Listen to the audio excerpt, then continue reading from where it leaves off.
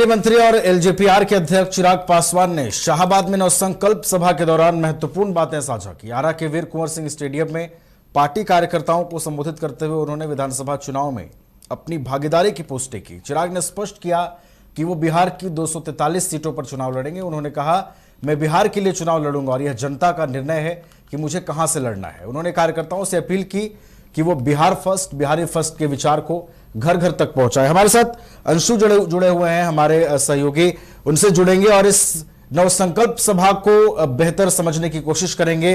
अंशु, देखिए, शाहाबाद में लोजपा रामविलास की पार्टी का दमखम दिखा।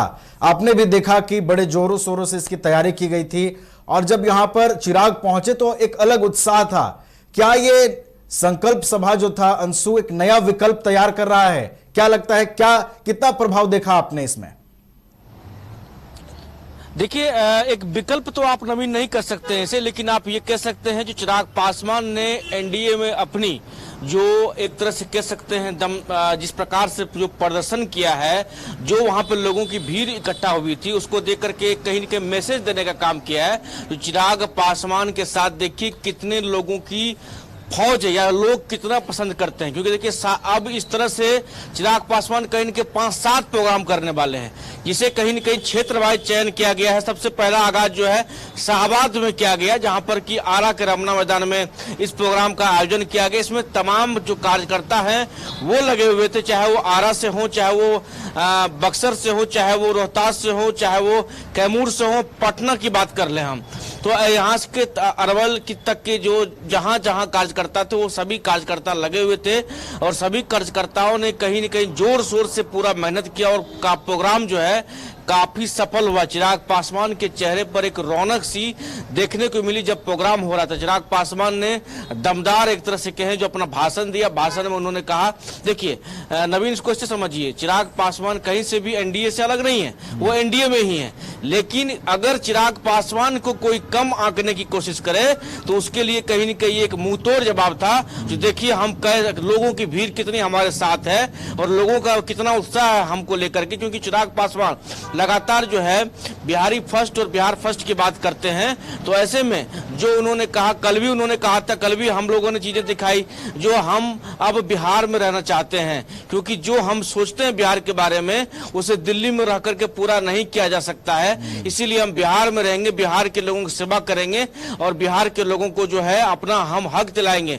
तो निश्चित तौर पर नवीन, इसको ऐसे समझिए, जो चुनाव का आगाज हो चुका है, चिराग पासवान कहीं से एनडीए के इतर होके उन्होंने नहीं बोला। हाँ, बशर्ते एक बात उन्होंने बोली है, जो 243 सीट पर चिराग पासवान चुनाव लड़ेगा। मतलब इसका दो अर्थ है, आप ये समझिए, जो चिराग पासवान, अगर चिराग पासवान का संगठन या फिर लोक जनशक्ति पार्टी का संगठन है वो काफी मजबूत है। 243 सीटों पर जो है उसकी जो अगर बात कर ले कार्यकर्ताओं की, जो है लगातार एनडीए को सपोर्ट करेगा।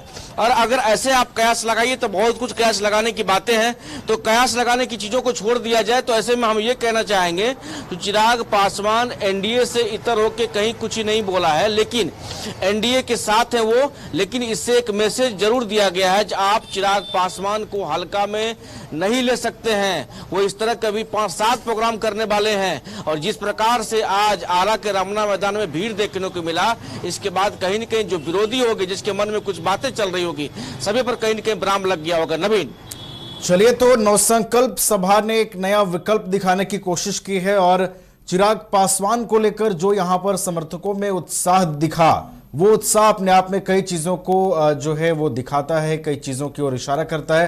अंशु, एक और बात पर गौर करना होगा, आपने भी सुना होगा, उनके संबोधन में एक चीज ये भी था अंशु, उन्होंने कहा कि वो बिहार की 243 विधानसभा सीटों पर एनडीए के लिए खड़े हैं, एनडीए के लिए लड़ेंगे। इस मैसेज से पता चलता है कि कितना बड़ा लोजपा रामविलास एक बड़ा फैक्टर है अंशु एनडीए फोल्डर के अंदर, और रालोजपा की ताकत का अब एनडीए फोल्डर को भी आभास हो गया होगा अंशु, जिस तरीके से शाहाबाद में संकल्प सभा में ताकत दिखी है चिराग की। अंशु, यही हम कह रहे थे नवीन आपको, जो हल्का में लेने की कोई अगर भूल कर रहा होगा तो वो भूल नहीं करेगा, क्योंकि देखिए अब ऐसे समझिए नवीन, इसको इस तरह के 5-7 प्रोग्राम होना, आप इसको ऐसे समझिए कमिश्नरी वाइज प्रोग्राम होगा। कमिश्नरी वाइज प्रोग्राम का एक रूपरेखा बना है, लेकिन इसमें कुछ जिले इकट्ठा हो सकते हैं। जैसे पटना की अगर शाहबाद क्षेत्र की बात कर लेंगे तो इसमें आरा, बक्सर, रोहतास, कैमूर, पटना तक को जो है, अरवल, जहानाबाद तक को जो है इसमें शामिल किया गया है। लेकिन अब हो सकता है जो अगला जो प्रोग्राम जहां पर हो वहां पर भी 4-5-6 जिला को मिलाकर के प्रोग्राम किया जाएगा। तो ये प्रोग्राम का कारवां चलते रहेगा। चिराग पासवान के जो बहनोई है, कुछ दिन पहले हम लोगों ने वो भी खबर दिखाई थी, इसमें उन्होंने कहा था जो चिराग पासवान अब ये आप नहीं कर सकते हैं जो आरक्षित सीटों से वो चुनाव लड़ेंगे।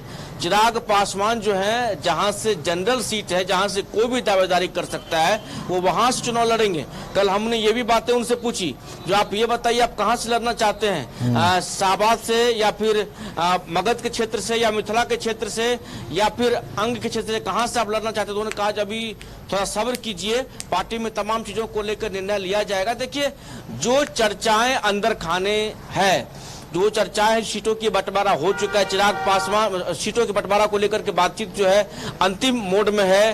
कहीं न कहीं जो सीटों के हम लोग भी दिखाए थे गणित, ये गणित है।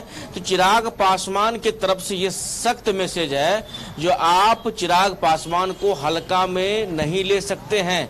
बिहार की जनता उन्हें पसंद करती है और बिहार में इस तरह के भी तमाम कार्यक्रम होने हैं। रमना मैदान में जिस प्रकार से नवीन जनसलाब उमड़ा था, उसे देख करके आप ये कह सकते हैं जो आज का जो प्रोग्राम था वो काफी सफल रहा। जो भी लोग जनशक्ति पार्टी के कार्यकर्ता होंगे, साथ ही चिराग पासवान को देखने के बाद जो ये लग रहा था वो काफी प्रफुल्लित है प्रोग्राम में, जो लोगों की भीड़ को देख करके, और उन्होंने संबोधित किया, अपने जो है इतिहास को उन्होंने दोहराया, जो हम कैसे टूटे थे, हमारी पार्टी कैसे टूटी थी, हमने मेहनत किया, हम यहाँ तक पूछे, उसमें आप लोग का ही अपार जो है प्यार है। और ये भी कहा गया चिराग पासवान की तरफ से जो 243 सीटों पर उनके संगठन है, और वे तो उन्होंने कहा 243 सीटों पर चुनाव लड़ेंगे। इसको आप ऐसे समझिए वो एनडीए में है, एनडीए में अगर समर्थन और मदद करने की बात आएगी तो 243 सीटों पर वो मदद करेंगे, समर्थन करेंगे। लेकिन इसको आप ऐसे भी समझिए, जो ये भी एक मैसेज था, जो आप चिराग पासवान को हल्का में नहीं ले सकते हैं। जो उनकी डिमांड है वो डिमांड आपको पूरा करना पड़ेगा, नहीं तो चिराग पासवान फिर कोई स्टेप भी ले सकते हैं। ऐसा अभी कहना जल्दबाजी होगा, लेकिन हमें लग रहा है नवीन जो एनडीए में सब कुछ सामंजस्य से बंटवारा हो जाएगा। और जिस प्रकार से आज ताकत दिखाई गई है, वो ताकत कहीं न कहीं जो है एनडीए के लिए एक कारगर कदम भी होगा। और चिराग पासवान को जो कहीं न कहीं हल्के में ले रहे थे वो हल्के में नहीं लेंगे। नवीन चलिए, तो चिराग की ताकत दिखी है शाहबाद में, और एनडीए फोल्डर की चिराग एक अहम कड़ी है। और बिहार ने आज उस ताकत को महसूस किया है। शाहबाद की सभा में उमड़े लोगों ने यह संकेत दिया है, यह इशारा दिया है कि चिराग की ताकत क्या है। और चिराग को हल्के में अगर बिहार की राजनीति में कोई भी ले रहा है तो यहां से एक बड़ा मैसेज उसे भी देने की कोशिश की गई है। बहुत बहुत धन्यवाद अंशु, आपका हमारे साथ जुड़ने के लिए, पूरी जानकारी हम तक पहुंचाने के लिए।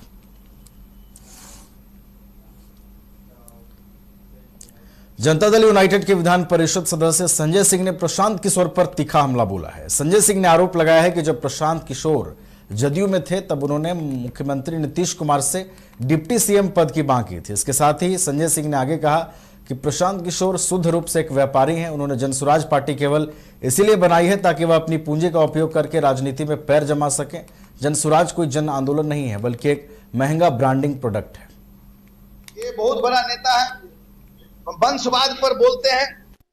तो मैं प्रशांत किशोर जी से पूछना चाहता हूं, जो अपने राष्ट्रीय अध्यक्ष को बनाए हैं उदय सिंह जी को, खुद व्यापारी है, मां 2 बार की सांसद, लेकिन बिहार से एक भी व्यक्ति को नौकरी नहीं दी।